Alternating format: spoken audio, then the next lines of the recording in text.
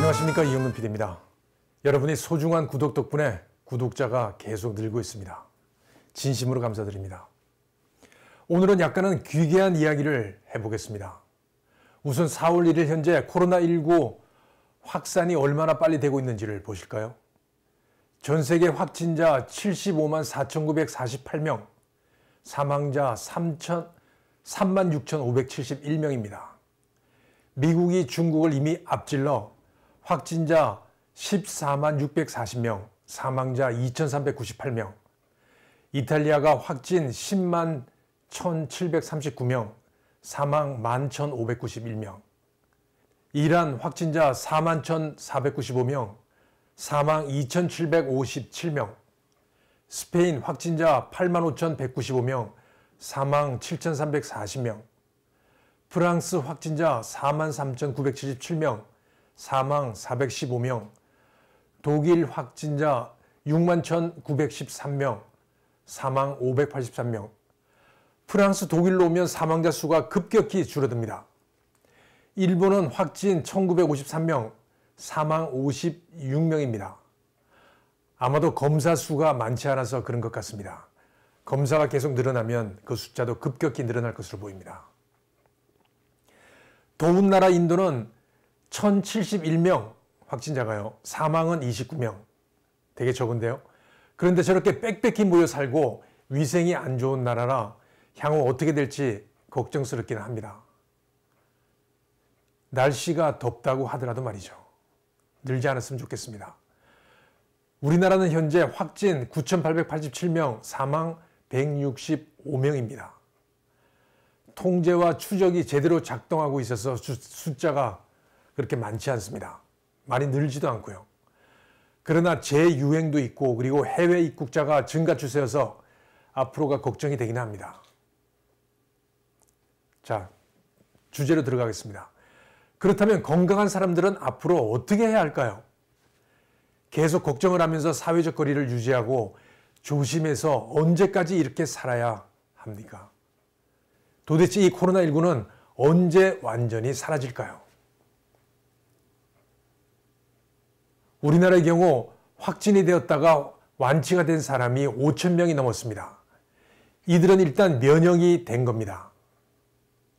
확진 후 완치가 되었다가 다시 확진을 받는 사람들도 있다고는 하지만 일단은 항체가 생겨서 코로나19에 다시 걸릴 가능성은 현저히 줄어듭니다.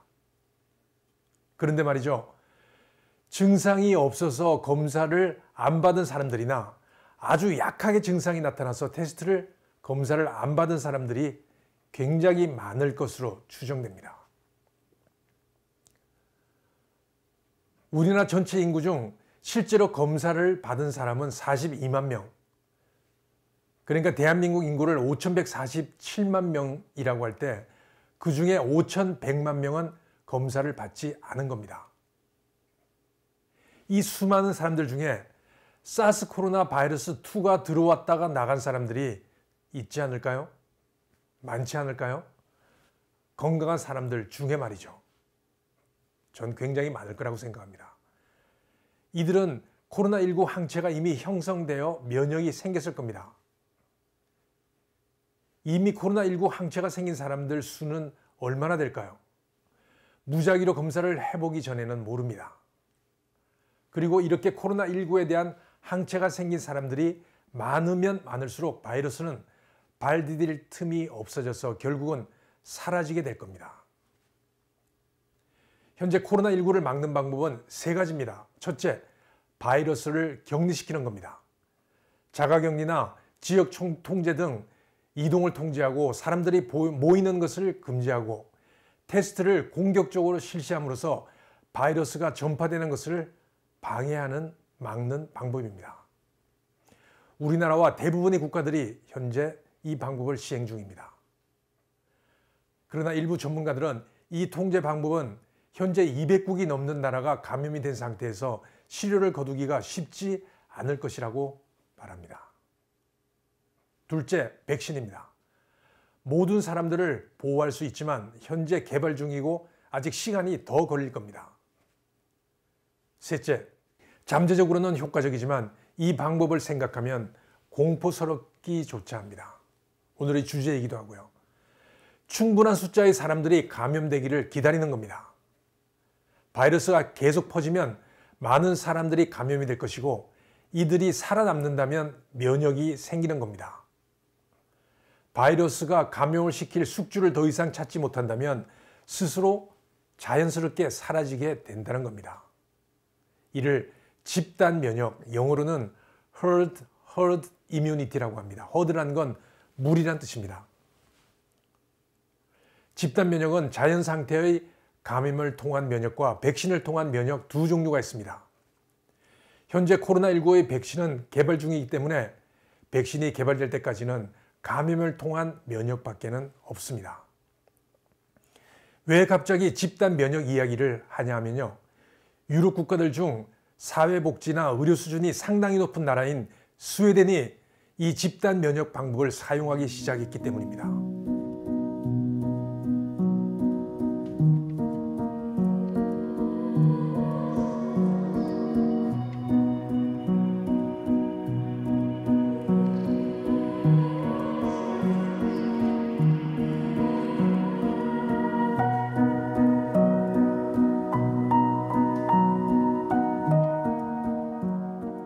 인구 1012만 명인 스웨덴은 4월 1일 현재 확진자 수는 4028명, 사망자는 146명입니다.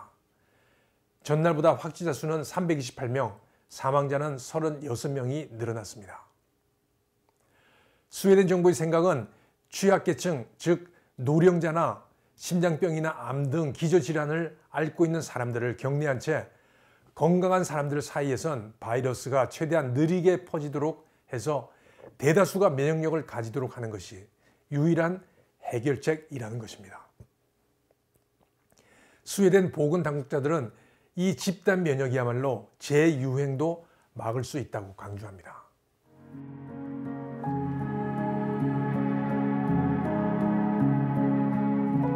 집단 면역을 이해하기 위해서는 전염률, 영어로 reproduction rate라고 합니다. 이 전염률을 이해해야만 합니다. RO라고 불리는 전염률은 한 사람의 환자가 몇 사람을 전염시키는지에 관한 비율입니다. 코로나19의 RO는 2.5, 즉 한 사람이 2명 반에게 전염을 시킨다는 겁니다. RO가 가장 높은 전염병은 RO12, RO12인 홍역입니다. 즉 홍역에 걸린 환자 한 명은 12명에게 감염을 시킬 수 있다는 것이죠. 엄청난 전염률입니다.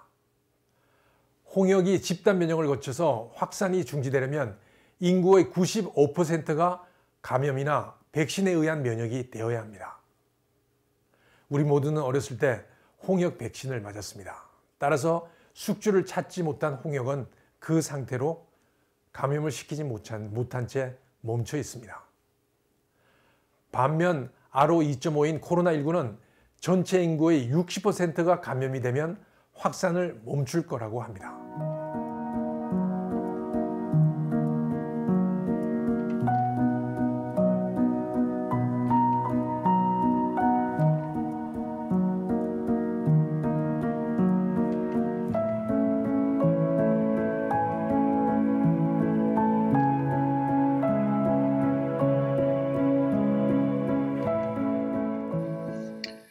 In terms of contagiousness, we think that the basic reproductive number or the number of secondary cases that on average each case infects in an unmitigated epidemic is around 2.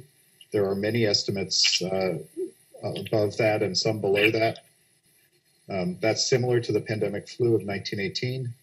And it implies that the end of this epidemic is going to require nearly 50% of the population to be immune.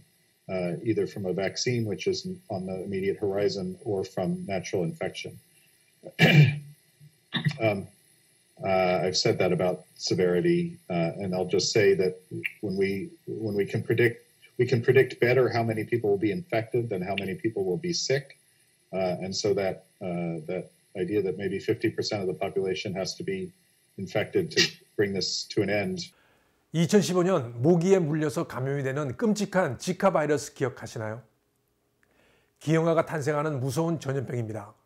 사망률은 낮지만 전염은 매우 빠른 속도로 진행된다고 합니다. 그리고 감염된 사람의 80%는 자신이 감염됐다는 사실을 모른다고 하네요. 2년 후인 2017년 브라질 연구팀은 북부의 해변 도시 살바도르의 경우 인구의 63%가 지카 바이러스에 항체를 가지고 있다는 사실을 발견했습니다. 이미 지카에 면역이 되어 있었기 때문에 더 이상 확산이 안 되었던 것입니다. 영국 보리스 존슨 수상이 3월 중순 영국은 다른 나라와 달리 획기적인 방법을 강구할 것이라고 발표했다가 호되게 비판을 받았습니다. 집단 면역 방법을 채택하겠다는 획기적인 발표였는데요. 인구 6,600만 명인 영국은 전체 인구의 60%인 4천만 명이 감염이 되고 그중 치사율을 1%만 하더라도 30만 명에서 100만 명 정도가 사망한 후에 확산을 멈출 수 있다는 겁니다. 과학적으로는 타당성이 있다 하더라도 그 수치에 영국 국민들이 치를 떨었다는 겁니다. 결국 영국은 이 집단 면역을 포기했습니다. 집단 면역이란 확산을 인위적으로 막는 것이 불가능하다고 생각할 때 도입하는 것인데 스웨덴 정부는 백신이 나오거나 집단 면역만이 코로나19를 확실히 막을 수 있다는 신념을 갖고 있다는 겁니다. 현재 스웨덴이 택한 정책은 50명 이상 모임 금지, 대학은 문을 닫았지만 어린이들은 학교를 정상적으로 다니게 하고 70세 이상 노인 중 기저질환자는 집에 머물도록 하고 있습니다. 식당과 술집은 정상 영업 중이고요. 그래서 코로나 이전과 별 차이 없이 모든 것이 진행되고 있는 겁니다. 과연 스웨덴의 집단 면역 실험은 성공할 수 있을까요? 여러분들 생각은 어떻습니까? In Sweden, there's a decades-long tradition of group training that people are reluctant to give up, while the government still allows it. Amateur sports have continued as well, even though numbers are down, as many follow government recommendations to minimise contact. And this department store is just no people. Here's a few tourists.